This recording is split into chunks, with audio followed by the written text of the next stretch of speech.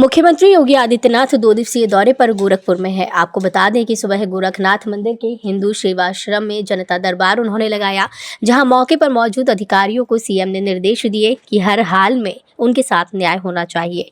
उन्होंने कहा कि पीड़ितों को थाने में ही हर हाल में न्याय मिलना चाहिए और दोषियों को जेल में डाला जाए।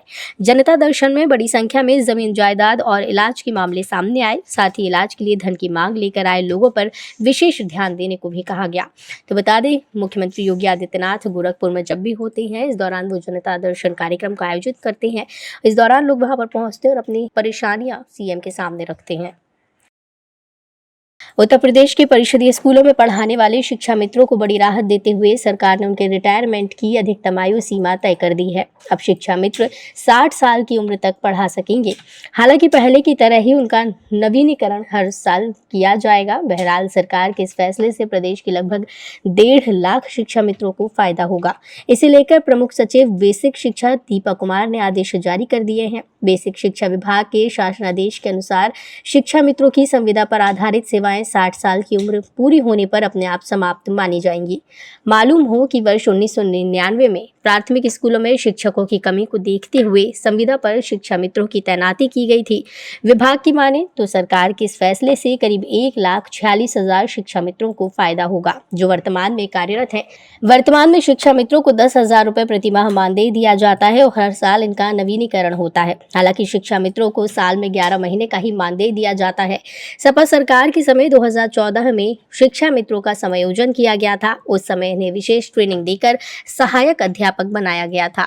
हालांकि बाद में ये मामला कोर्ट में चला गया और 2017 में सुप्रीम कोर्ट के फैसले से इनका समायोजन निरस्त हो गया।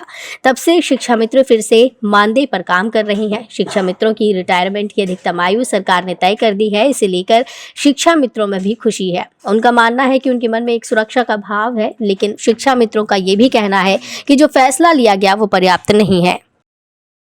उत्तर प्रदेश के परिषदीय स्कूलों में पढ़ाने वाले शिक्षा मित्रों को बड़ी राहत देते हुए सरकार ने उनके रिटायरमेंट की अधिकतम आयु सीमा तय कर दी है। अब शिक्षा मित्र 60 साल की उम्र तक पढ़ा सकेंगे।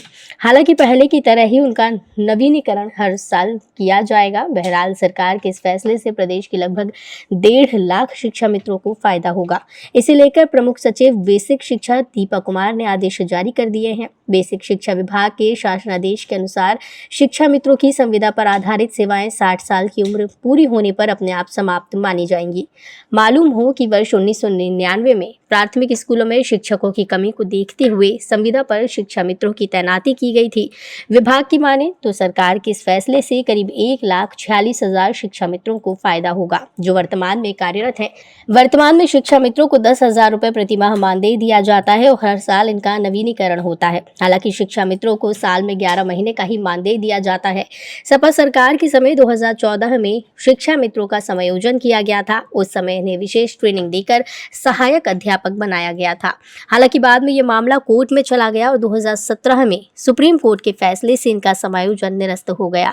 तब से शिक्षा मित्र फिर से मानदेय पर काम कर रही हैं। शिक्षा मित्रों की रिटायरमेंट की अधिकतम आयु सरकार ने तय कर दी है। इसे लेकर शिक्षा मित्रों में भी खुशी है। उनका मानना है कि उनके मन में एक सुरक्षा का भाव है, लेकिन शिक्षा मित्रों का ये भी कहना है कि जो फैसला लिया गया वो पर्याप्त नहीं है। विधानसभा सत्र से पहले सपा ने एक बड़ी बैठक बुलाई है। आपको बता दें, विधानसभा सत्र से पहले विधानमंडल दल की ये बड़ी बैठक है। ये बैठक सपा के पार्टी दफ्तर में होने वाली है। इस बैठक में मुख्य रूप से विधानसभा सत्र में सरकार को घेरने पर मंथन होगा, रणनीति तैयार की जाएगी। इस दौरान सपा के सभी विधायक मौजूद रहेंगे। पिछले कुछ सत्रों में अखिलेश यादव योगी सरकार पर काफी हमलावर रही है और इस बार भी सपा सरकार को घेरने की कोशिश की जा रही है। लखनऊ के रायबरेली रोड स्थित Sardar Patel post graduate institute of dental and medical sciences में दंत चिकित्सा शिक्षा क्षेत्र के प्रचार प्रसार के लिए 4 दिवसीय कॉन्फ्रेंस का आयोजन किया गया। 16 फरवरी से 19 फरवरी तक हो रहे इस आयोजन में देश भर से करीब 2000 से ज्यादा शिक्षकों और छात्र छात्राओं ने हिस्सा लिया। इस कार्यक्रम में यूपी के उप मुख्यमंत्री ब्रजेश पाठक मुख्य अतिथि के रूप में मौजूद रहे। सरदार पटेल डेंटल कॉलेज में आयोजित कार्यक्रम का शुभारंभ उप मुख्यमंत्री ब्रजेश पाठक ने दीप प्रज्वलित कर किया। इस दौरान सरदार पटेल डेंटल कॉलेज के अध्यक्ष व चुनाव विधानसभा से बीजेपी विधायक अनुराग सिंह और सचिव डॉक्टर स्नेहलता भी मौजूद रहीं। आपको बताते चले उप मुख्यमंत्री ब्रजेश पाठक ने इस दौरान संबोधित किया है। उन्होंने लखनऊ की सरदार पटेल डेंटल इंस्टीट्यूट में पूरे देश भर के छात्रों का डेंटल ऑर्थोडोंटिक्स का एक कार्यक्रम लखनऊ में पहली बार होने की बात की है। उन्होंने इस दौरान कहा कि मैं सभी प्रतिभागियों को बहुत शुभकामनाएं देता हूं। इस कार्यक्रम को आयोजित करने के लिए सरदार पटेल इंस्टीट्यूट के अध्यक्ष अनुराग सिंह का आभार प्रकट करता हूं। लखनऊ में दंत चिकित्सकों का उन्होंने एक बड़ा कार्यक्रम आयोजित किया। इससे दंत चिकित्सा विज्ञान में सुधार के सुझाव आएंगे। जो सुझाव यहाँ आएंगे उन्हें हम अपने विभाग के कार्यों में समाहित करेंगे। मैं इसके लिए उनका एक बार फिर से आभार प्रकट करता हूँ। मेरठ में पुलिस और बदमाशों के बीच मुठभेड़ देखने को मिली है। इस मुठभेड़ में 2 बदमाश घायल हुए। आपको बता दें, दोनों बदमाश पुलिस कस्टडी से फरार हुए थे। पुलिस की 4 टीमें बदमाशों की तलाश कर रही थी। मुठभेड़ में घायलों को जिला अस्पताल में भर्ती किया गया है और पुलिस आगे की जांच में जुटी हुई है। बेवजह गिरफ्तारी करने और महिलाओं, बुजुर्गों और नाबालिगों को थाने में बुलाकर पूछताछ की प्रवृत्ति को लेकर शासन ने सख्त रुख अपना लिया है। डीजीपी डीएस चौहान ने मातहतों को निर्देश दिए हैं कि जब तक किसी मामले में पुख्ता सबूत ना हो, संदेह के आधार पर किसी की भी गिरफ्तारी ना की जाए।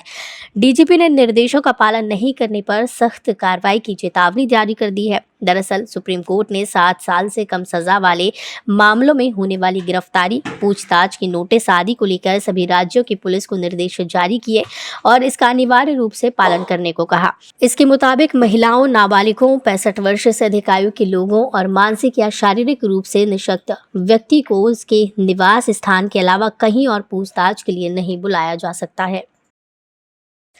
बेवजह गिरफ्तारी करने और महिलाओं, बुजुर्गों और नाबालिगों को थाने में बुलाकर पूछताछ की प्रवृत्ति को लेकर शासन ने सख्त रुख अपना लिया है। डीजीपी डीएस चौहान ने मातहतों को निर्देश दिए हैं कि जब तक किसी मामले में पुख्ता सबूत ना हो, संदेह के आधार पर किसी की भी गिरफ्तारी ना की जाए।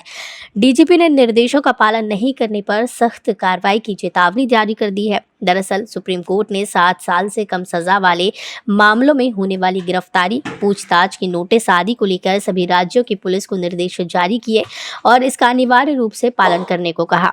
इसके मुताबिक महिलाओं, नाबालिगों, 65 वर्ष से अधिक आयु के लोगों और मानसिक या शारीरिक रूप से निःशक्त व्यक्ति को उसके निवास स्थान के अलावा कहीं और पूछताछ के लिए नहीं बुलाया जा सकता है।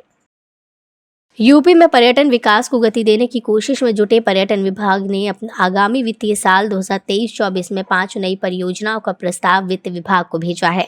इसमें 2025 में होने वाले प्रयागराज महाकुंभ से पहले गंगा पर्यटन परिपथ विकसित करने का प्रस्ताव मुख्य है। इससे पहले पर्यटकों को आकर्षित करने में मदद मिलेगी। पर्यटन विभाग के सूत्रों के अनुसार प्रयागराज महाकुंभ और गंगा पर्यटन परिपथ के अलावा हापुड़ में शुक्र तीर्थ, बुद्धिस्ट सर्किट और बुंदेलखंड सर्किट के लिए भी प्रस्ताव पारित करने की बात की गई है और बजट प्रस्ताव वित्त विभाग को भेजा है। महाकुंभ में आने वाले देशी विदेशी पर्यटकों को बेहतर सुविधाएं देने के लिए 10 करोड़ की मांग की गई। इसी तरह गंगा के किनारे कई जिले पर्यटन की दृष्टि से महत्वपूर्ण है। इसे देखते हुए प्रदेश में गंगा जहां से प्रवेश करती है और जहां तक जाती है, अर्थात बिजनौर से बलिया तक पूरे क्षेत्र को कवर करते हुए गंगा पर्यटन परिपथ बनाने का प्रस्ताव है। इस परिपथ पर जहां पहले से पर्यटन सुविधाएं हैं, उन्हें और बेहतर करने के साथ साथ नए गंतव्य भी शुरू किए जाएंगे। हापुड़ में शुक्र तीर्थ को विकसित करने का भी 10 करोड़ का प्रस्ताव दिया गया है। इसी तरह बुद्धिस्ट सर्किट और बुंदेलखंड में पर्यटन विकास को गति देने के लिए भी 10-10 करोड़ रुपए के प्रस्ताव दिए गए। पहले से चल रही परियोजनाओं के साथ ही वाराणसी, अयोध्या जैसे धार्मिक शहरों में कुछ नए प्रस्तावों को शामिल करते हुए पुरानी परियोजनाओं के लिए भी बजट प्रस्ताव भेजा गया है। यूपी में गर्मी सीजन में बिजली संकट से निपटने के लिए उत्तर प्रदेश पावर कॉर्पोरेशन ने अभी से तैयारियां शुरू कर दी हैं। इसके तहत कॉर्पोरेशन निजी कंपनियों से 11 रुपए प्रति यूनिट की दर से बिजली खरीदेगा। इसके लिए टेंडर जारी कर दिया गया है। महंगी दर पर बिजली खरीदने का असर भविष्य में उपभोक्ताओं पर पड़ना तय है। वहीं उपभोक्ता परिषद ने महंगी दर पर बिजली खरीदने की उच्च स्तरीय जांच कराने की मांग की है। गर्मी के सीजन में ज्यादा मांग को देखते हुए सभी राज्य अतिरिक्त बिजली की व्यवस्था करते हैं। 2 साल पहले दीर्घकालीन योजना में 8 रुपए प्रति यूनिट की दर से बिजली खरीदी गई। पिछले साल अप्रैल से सितंबर के बीच करीब 26,537 मेगावाट बिजली की जरूरत पड़ी। चूंकि प्रदेश में करीब 26,000 मेगावाट बिजली उत्पादन की व्यवस्था है, ऐसे में निजी कंपनियों से अतिरिक्त बिजली खरीदने की जरूरत नहीं पड़ी है। यूपी में गर्मी सीजन में बिजली संकट से निपटने के लिए उत्तर प्रदेश पावर कॉर्पोरेशन ने अभी से तैयारियां शुरू कर दी हैं। इसके तहत कॉर्पोरेशन निजी कंपनियों से 11 रुपए प्रति यूनिट की दर से बिजली खरीदेगा। इसके लिए टेंडर जारी कर दिया गया है। महंगी दर पर बिजली खरीदने का असर भविष्य में उपभोक्ताओं पर पड़ना तय है। वहीं उपभोक्ता परिषद ने महंगी दर पर बिजली खरीदने की उच्च स्तरीय जांच कराने की मांग की है। गर्मी के सीजन में ज्यादा मांग को देखते हुए सभी राज्य अतिरिक्त बिजली की व्यवस्था करते हैं। 2 साल पहले दीर्घकालीन योजना में 8 रुपए प्रति यूनिट की दर से बिजली खरीदी गई।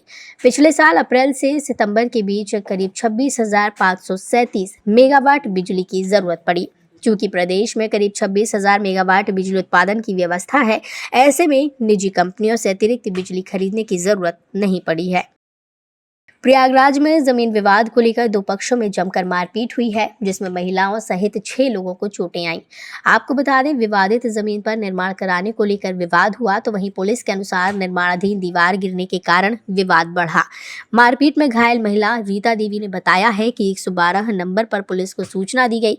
सूचना पर पहुंची पुलिस मारपीट रोकने की बजाय वीडियो बनाने में जुट गई। मारपीट में घायल अभिमन्यु पटेल का आरोप है कि गांव के ही रहने वाले शोभालाल पटेल, सुरेश पटेल, राजेश पटेल, राम नरेश पटेल, बंशीलाल पटेल उनकी जमीन पर कब्जा कर रहे थे। इसे रोकने पर उक्त सभी लोगों ने लाठी डंडे से लैस होकर उनके घर में घुसकर जमकर मारपीट की।